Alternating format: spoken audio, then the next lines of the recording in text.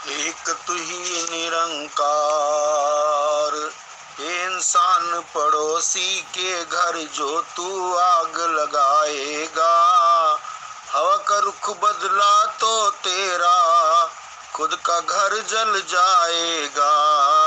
अगर पड़ोसी दुख पीड़ा से रोएगा कुरलाएगा, ये निश्चित है तू सुख की ना नींद कभी सो पाएगा। भूखा अगर पड़ोसी है तो तू मिल बांट के खाया कर, काम तेरा खुद बन जाएगा, काम तू उसके आया कर। घर पड़ोसी का बचा ले, अपना घर बचाना जो, सुख हर देव उसे देता जा, सुख तूने है पाना जो। सुख हर देव उसे देता जा, सुख तूने है पाना जो, कि तू ही निरंकार। सबके भले में अब हमारा भला। सत्संग जी, आज यहाँ रायबरेली में आप सब सत्संग का आनंद प्राप्त कर रहे हैं। युगों युगों से संतों ने ब्रह्म ज्ञान को ही एकमात्र तरीका बताया है जिससे हम निराकार प्रभु की पहचान कर सकते हैं और फिर हमारा मुख भी उजला हो जाता है। ये ब्रह्म ज्ञान न केवल जीते जी हमारे लिए उपयोगी होता है बल्कि नश्वर शरीर त्यागने के बाद हमारा आवागमन समाप्त करके मुक्ति से हमारा नाता जोड़ देता है। ये इंसान पड़ोसी के घर जो तू आग लगाएगा, ये सत्संगत यहाँ संपूर्ण हरदेव बाड़ी के इस शब्द में पूरे विश्व में जो भी मानो हवा का रुख बदला तो जो भी मानो उनके लिए प्रतीकात्मक रूप में पड़ोसी शब्द का प्रयोग किया गया है। अगर हम ये मान लें कि ये सब हमारे पड़ोसी हैं तो हमारे मन के भाव किस प्रकार के हो जाते हैं। पहले हमारे दिल या दिमाग में यह उत्पन्न होता है कि हमने दूसरे के साथ कैसा व्यवहार करना है, प्यार करना है या उसका नुकसान करना है। दूसरों के प्रति हमारी सोच हमारे अच्छे या बुरे व्यवहार और कर्मों के द्वारा प्रकट होती है। अगर हम अपने शरीर की बात करें तो ये हमारा दिमाग ही है जहाँ बुरे ख्याल पैदा होते हैं। दिमाग में बुरे ख्याल आने से पहले या बुरे ख्याल के आते ही उनको कैसे समाप्त किया जा सकता है, इसके लिए इस प्रभु परमात्मा का सहारा लेना होगा जो अविनाशी, जिसका कोई अंत नहीं है, जो हर जगह, जो पत्ते पत्ते में है, कण कण में है, जिसको कोई काट नहीं सकता, जो हमेशा से कायम दायम है। जब हम इसका सहारा लेते हैं तो फिर हम जानबूझकर किसी के प्रति कोई गलत बात और अपने लिए भी कोई नुकसानदायक सोच दिमाग में उत्पन्न नहीं होने देंगे। फिर ऐसी सोच के साथ जुड़े हुए नुकसानदायक कर्म भी नहीं हो पाएंगे। अगर हमारे मन में ये ख्याल आया कि हम एक जलते हुए कोयले को अपने हाथों से उठाकर किसी दूसरे की तरफ फेंक दें ताकि वो जल जाए, जैसे कि हम उस कोयले को पकड़ेंगे, पहला नुकसान हमारे हाथ का होगा, वो जल जाएगा, दूसरे के ऊपर वो कोयला बाद में गिरेगा। इसी तरह हम अपने मन में जितने ऐसे कड़वे भाव या बुरी मत को रखते हैं उससे पहला नुकसान अपना ही होता है। हवा का रुख बदला तो तेरा खुद का घर जल जाएगा। ये इंसान सोचता है कि दूसरे का घर जला दूंगा, ऐसा करने से मैं ऊंचा हो जाऊंगा और दूसरे का नुकसान हो जाएगा, लेकिन हकीकत में तो परमात्मा सबके जीवन के रचयिता हैं जिसने बाखूबी हर एक का जीवन रचा है। परमात्मा हमारे सामने कोई ऐसी परिस्थिति भी ला सकता है कि कोशिश तो हमने दूसरे के नुकसान के लिए की थी, परंतु ऐसा करते करते हम अपना ही नुकसान कर बैठे। जैसे आग किसी दूसरे के घर में लगाई ताकि उसका नुकसान हो जाए, लेकिन हवा विपरीत दिशा में चलने लगी और उस आग की लपेट मेरे अपने घर में आ गई और मेरा अपना घर जल गया। यही बात एक शायर ने बहुत खूबसूरती से कही है, ओ जलाने वाले ओ तेरा ही था नशेमन, जिसे तूने फूंक डाला मेरा आसियां समझकर। कोशिश तो हमने ये की थी कि दूसरे का घर जल जाए, पर ऐसा करने में मेरा स्वयं का नुकसान हो गया।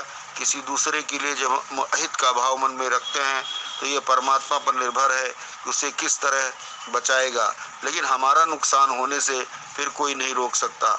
अगर पड़ोसी दुख पीड़ा से रोएगा कुरलाएगा, ये निश्चित है तो सुख की ना नींद कभी सो पाएगा। यहाँ उदाहरण तो पड़ोसी का दिया जा रहा है, परंतु हमें स्वयं अपने जीवन में एक व्यापक नजरिया लेकर चलना है। संसार में जब हम किसी को पीड़ा से परेशान देखते हैं या उसके जीवन में कोई ऐसी स्थिति आ गई है कि वो रो रहा है, तो उस समय हमारे बोल, हमारे कर्म ऐसे होने चाहिए जो उसके लिए एक मरहम का काम करें। अगर हम भी उसको चोट पहुंचाते जा रहे हैं तो फिर हमारे ऊपर इसका क्या असर पड़ेगा? अगर हमने दूसरे का नुकसान किया तो क्या हम रात को चैन की नींद सो पाएंगे? क्या इससे हमें खुशी प्राप्त होगी? क्या हम चैन से रह पाएंगे? नहीं। हमारे मन में ऐसे विपरीत भाव आने ही नहीं चाहिए। संतों का भाव तो यही होता है कि हम दूसरों को भी आराम दे पाएं। अगर किसी को हमारी वजह से थोड़ा सा भी आराम मिल सकता है तो उससे हम बिल्कुल भी परहेज ना करें।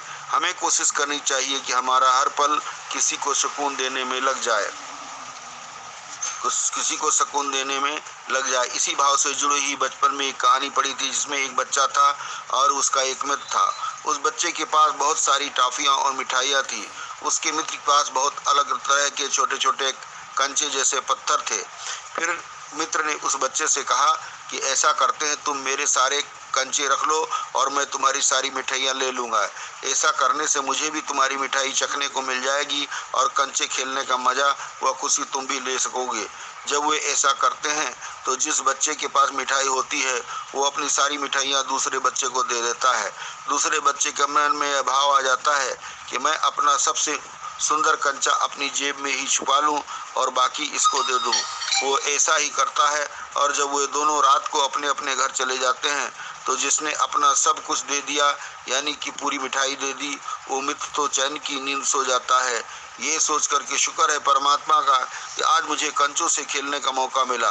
परंतु जिसके मन में खोट था, जिसने एक कंचा छुपा कर रखा था, वो रात को बिल्कुल भी चैन से नहीं सो पाया, क्योंकि उसके मन में एक ख्याल आ रहा था कि मैंने चालाकी की है तो कोई बात नहीं, पर कहीं ऐसा तो नहीं कि मेरे मित्र ने भी सबसे अच्छी मिठाई मुझसे छुपा कर रख ली हो।